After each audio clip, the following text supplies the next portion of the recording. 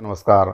आज के इस वीडियो में हम नियमितीकरण, स्थायीकरण और संविलियन जैसे गंभीर मुद्दे पर विस्तार से तथ्यों के साथ चर्चा करेंगे और आज मैं आपको बताऊंगा कि किन कर्मचारियों का नियमितीकरण संभव है और किन कर्मचारियों का नियमितीकरण नहीं हो सकता है, किन का स्थायीकरण और संविलियन हो सकता है, किन कर्मचारियों का नहीं हो सकता है। इसीलिए साथियों, आप इस वीडियो को अंत तक बिना स्किप किए जरूर देखें और अगर आपको वीडियो थोड़ा सा भी पसंद आता है तो अपने साथियों को शेयर और लाइक जरूर करें ताकि ये जानकारी हर उस अनियमित कर्मचारी तक पहुंच सके जो इस जानकारी के अभाव में गलत जो जानकारी है उसके अभाव में नियमितीकरण की मांग कर रहे हैं या फिर स्थायीकरण की या फिर संविलियन की मांग जो कर रहे हैं, उनको अच्छे से समझ में आ सके कि किन कर्मचारियों का नियमितीकरण संभव है और किन का संभव नहीं है।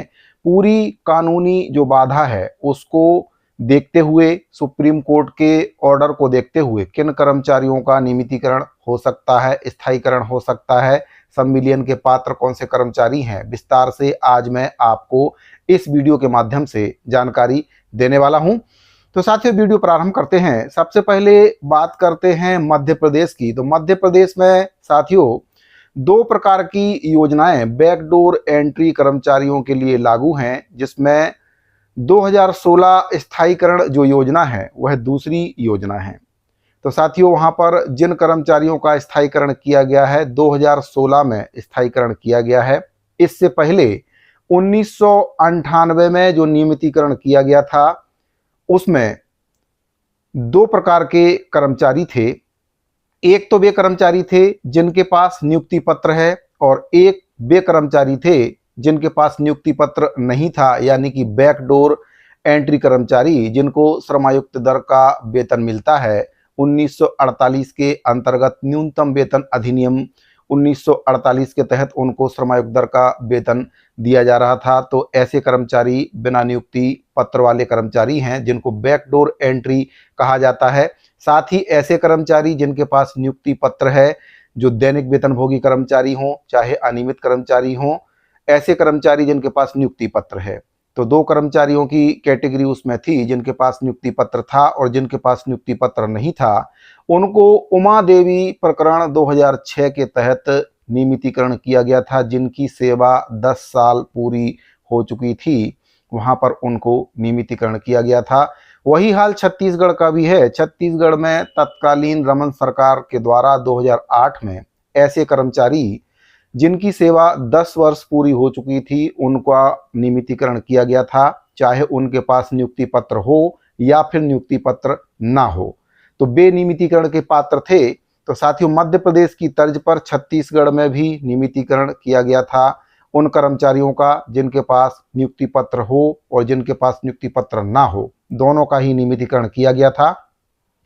लेकिन 2008 के बाद छत्तीसगढ़ में और मध्य प्रदेश में नियमितीकरण किसी भी कर्मचारी का नहीं किया गया, केवल स्थायीकरण किया गया। अब स्थायीकरण किन कर्मचारियों का किया गया?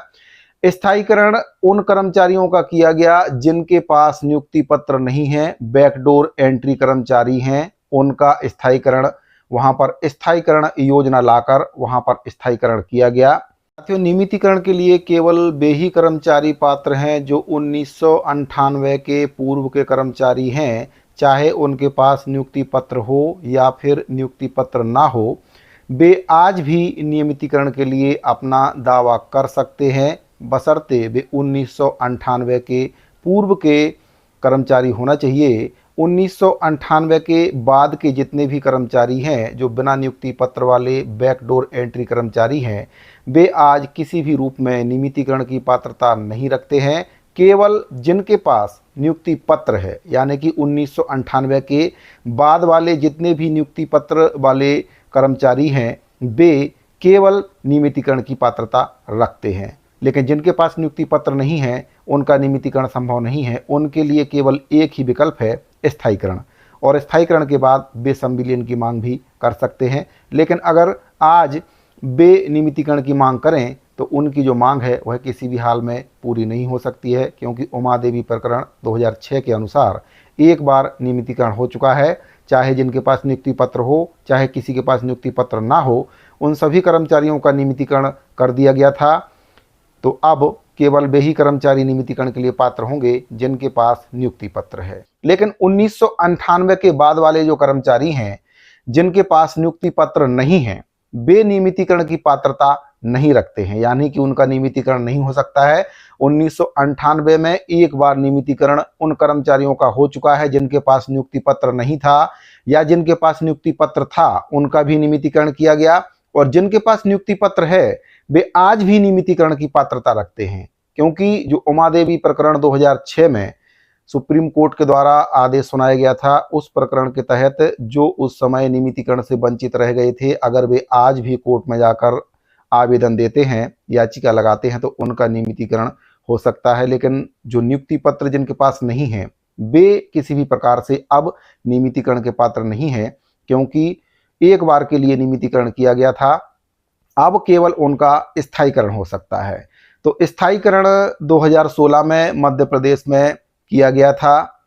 इसके संबंध में मध्य प्रदेश सरकार के द्वारा जो बिना नियुक्ति पत्र वाले कर्मचारी हैं उनके लिए स्थायीकरण योजना लाई गई थी, और इसमें 8/2/2023 के सुप्रीम कोर्ट के आदेश के तहत जो कर्मचारी 1998 के बाद वाले हैं केवल उनका स्थायीकरण होगा। जिनके पास नियुक्ति पत्र है उनको नियमितीकरण मिल सकता है, लेकिन जिनके पास नियुक्ति पत्र नहीं है उनका केवल स्थायीकरण हो सकता है। साथियों, अब बात करते हैं स्थायीकरण के बारे में। तो छत्तीसगढ़ में बिना नियुक्ति पत्र वाले जिन कर्मचारियों को श्रम आयुक्त दर का वेतन 1948 के तहत मिलता है उनके लिए स्थायीकरण का प्रावधान बनाकर स्थायीकरण का लाभ सरकार दे सकती है।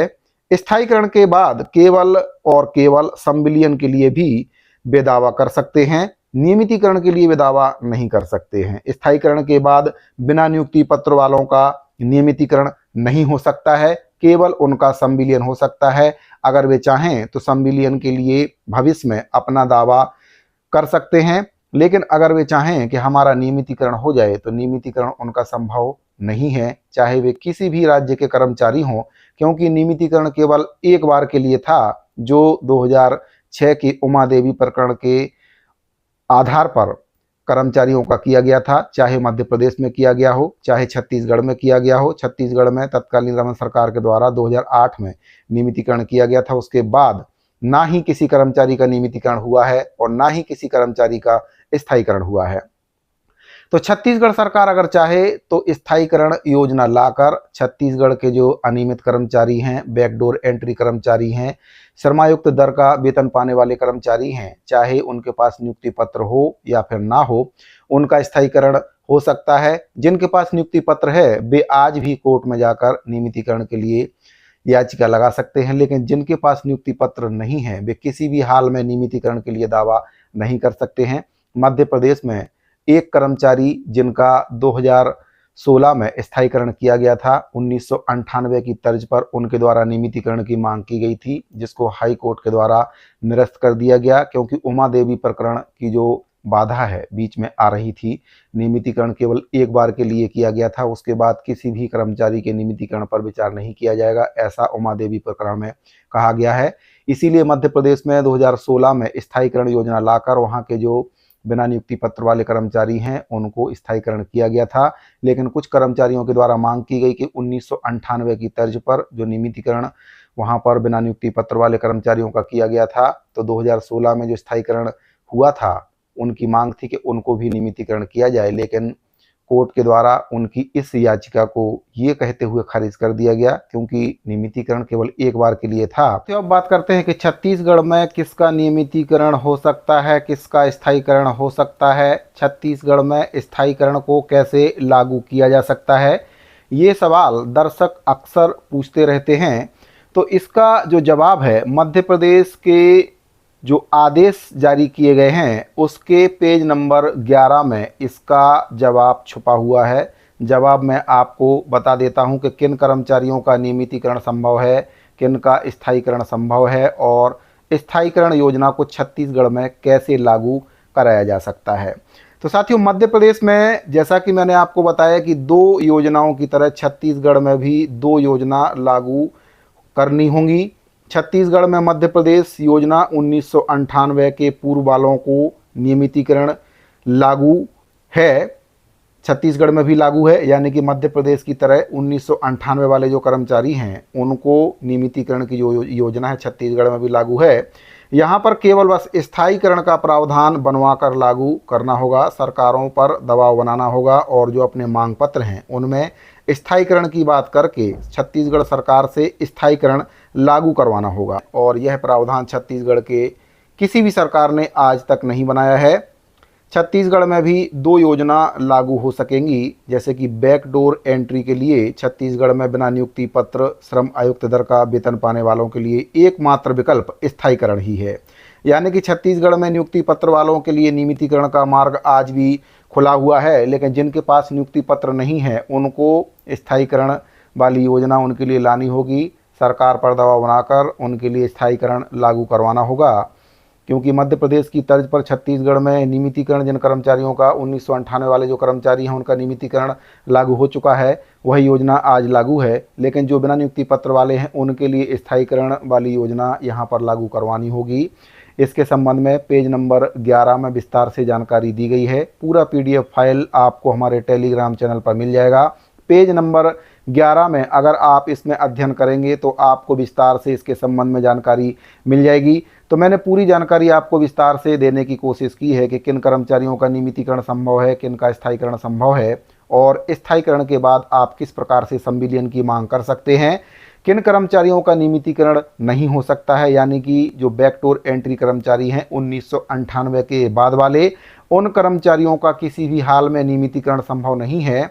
लेकिन जिन कर्मचारियों के पास नियुक्ति पत्र है उनका नियमितीकरण संभव है। अगर 1998 के पहले वाले नियुक्ति पत्र वाले कर्मचारी बच गए हैं तो वे आज भी नियमितीकरण के लिए अपना दावा कर सकते हैं। लेकिन जिनके पास नियुक्ति पत्र नहीं है वे किसी भी हाल में नियमितीकरण के लिए दावा नहीं कर सकते हैं।